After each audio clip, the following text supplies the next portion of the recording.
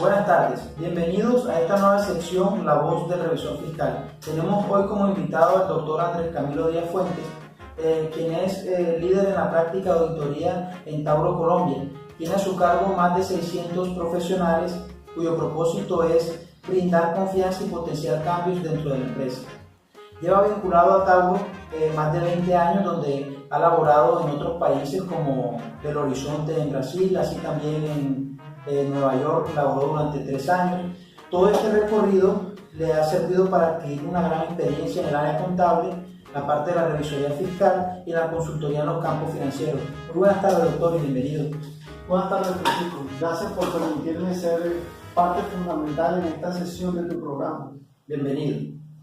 Bueno, doctor, uno de los interrogantes que asalta al contador público que ejerce como revisor fiscal es precisamente las responsabilidades que tendrá que adquirir en determinado momento de su carrera. Tengo entendido que la revisoría fiscal maneja una serie de conceptos. Dentro de esos conceptos está, por ejemplo, el concepto de la responsabilidad y los tipos de responsabilidad. ¿Podría hablarme un poco acerca de eso? Claro. Mira, de acuerdo a la normatividad, la responsabilidad es entendida como el deber impuesto por el ordenamiento jurídico, en virtud del cual existe la obligación de responder por las consecuencias de los propios actos o de aquellos realizados por terceros. Entonces, para que una autoridad del Estado pueda declarar la responsabilidad del revisor fiscal, es indispensable que existan pruebas dirigidas a dar certeza que la persona actuó con culpabilidad. Y respondiendo el tema de los tipos de responsabilidad, se refiere a que el elemento de un proceso sobre el cual recae la determinación de la culpa, que como ya se ha dicho, es el elemento determinante de su tipificación. Entonces, uno de los tipos son la responsabilidad objetiva. Esta se llama responsabilidad objetiva porque se conoce como la de dar resultados y se caracteriza por la obligación que repone y se fundamenta exclusivamente en el producto. Entonces, la responsabilidad subjetiva es lo contrario.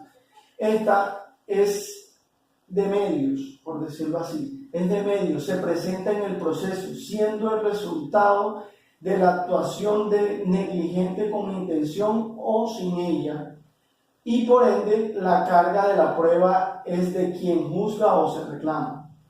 Muy bien. Bueno, indagando un poco acerca del tema que estamos tratando el día de hoy sobre las responsabilidades del revisor fiscal, encontré también que además de esos tipos de responsabilidades hay también unas fuentes de responsabilidades que se clasifican en violaciones de derechos, incumplimiento de obligaciones, el abuso de derechos y la generación de daños. ¿Estoy en lo cierto? ¿Me puede usted de pronto ampliar más? Sí, mira, el revisor, como revisor fiscal, tenemos unas conductas establecidas y que son reguladas. Entonces, ¿qué determinan estas conductas?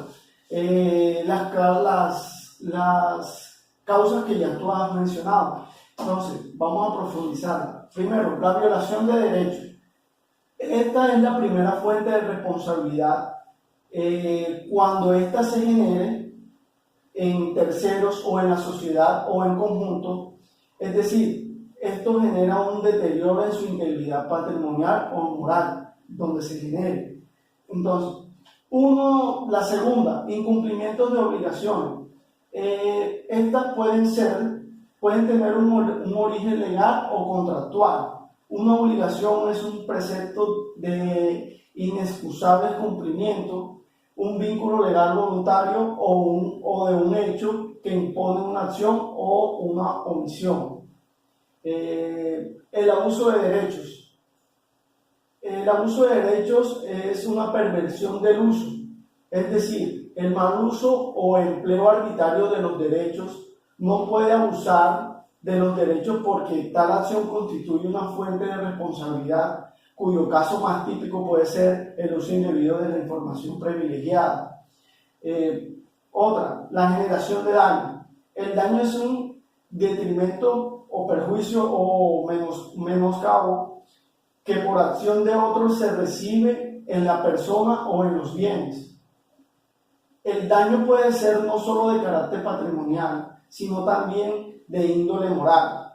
Cuando se ocasiona lesión o a una persona en su honor, reputación, afecto o sentimiento por acción culpable o dolosa, en todo caso el afecto debe ser indemnizado o subsanado una vez declare la responsabilidad del revisor fiscal. Muy bien. Bueno, otro tema que quería tocarle. Los revisores fiscales deben afrontar las consecuencias de sus propios actos, ¿cierto? Entonces, por consiguiente, no son responsables por los hechos que hacen los terceros. Entonces, yo le pregunto a usted, ¿me puede mencionar, por favor, entonces, cuáles serían las formas de responsabilidad que sí se le atribuye al revisor fiscal en un caso puntual? Bueno, respondiendo a tu pregunta, con sujeción a lo previsto en la ley y con relación a sus funciones, nosotros como revisores fiscales tenemos una responsabilidad que puede ser de naturaleza civil, penal, contravencional o administrativa o disciplinaria, derivada de la violación de la ley o de las normas profesionales, en su defecto de sus obligaciones contractuales según sea el caso. Bueno, la responsabilidad moral es una de estas. La responsabilidad surge como las consecuencias que deben enfrentarse sobre la índole interna, subjetiva y no trascendiente al campo.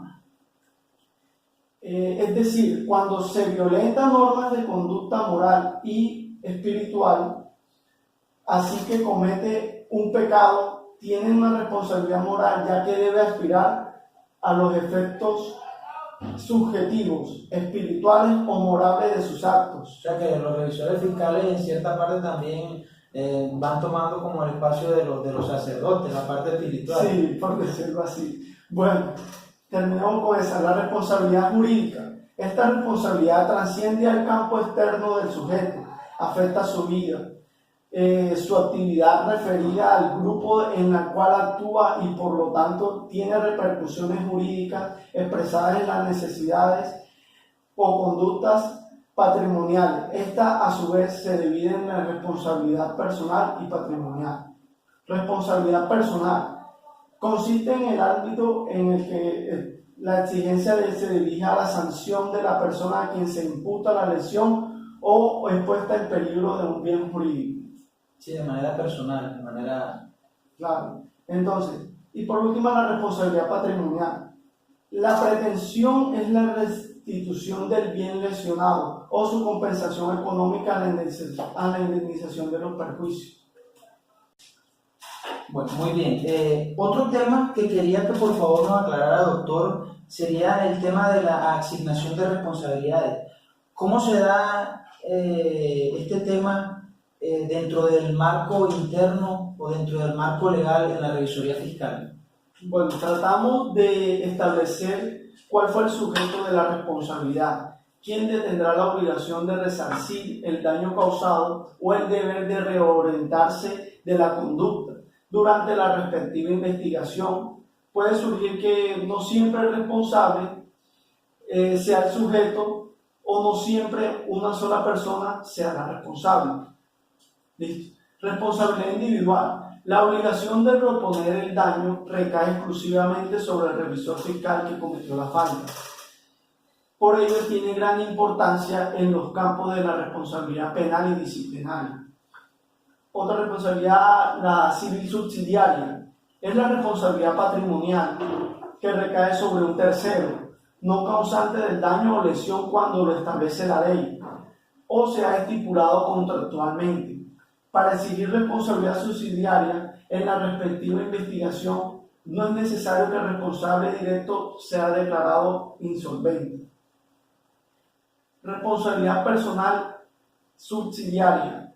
Se presenta cuando un juez ordena como sanción penal el pago de una multa y el revisor fiscal no la cumple. Puede hacerse efectivamente con el cumplimiento de la pena de arresto. Responsabilidad solidaria. Opera cuando en determinados casos participan varias personas de una acción obligación o un beneficio, o entre todas ellas pueden ser responsables por los daños. tales los casos de las sociedades de contadores públicos con los revisores fiscales que lo representan. Responsabilidad compartida. Se presentan cuando se realizan actividades en grupo, en los cuales existe una distribución de funciones entre los integrantes del mismo. A diferencia del anterior, se hace compleja por la responsabilidad que tiene cada uno de los participantes. Tal es el caso cuando la sociedad de contadores o uno de sus socios imparte instrucciones de obligatorio cumplimiento sin que los ejecutores de la acción se opongan a la instrucción recibida, que es generadora de los daños. Responsabilidad colectiva.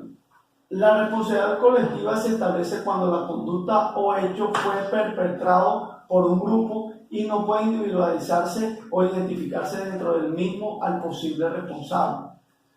Extensión de la responsabilidad. Cuando una responsabilidad se ha determinado mediante una decisión que se ha declarado en firme, debe entonces cumplirse las sanciones u obligaciones que surjan de su declaratoria.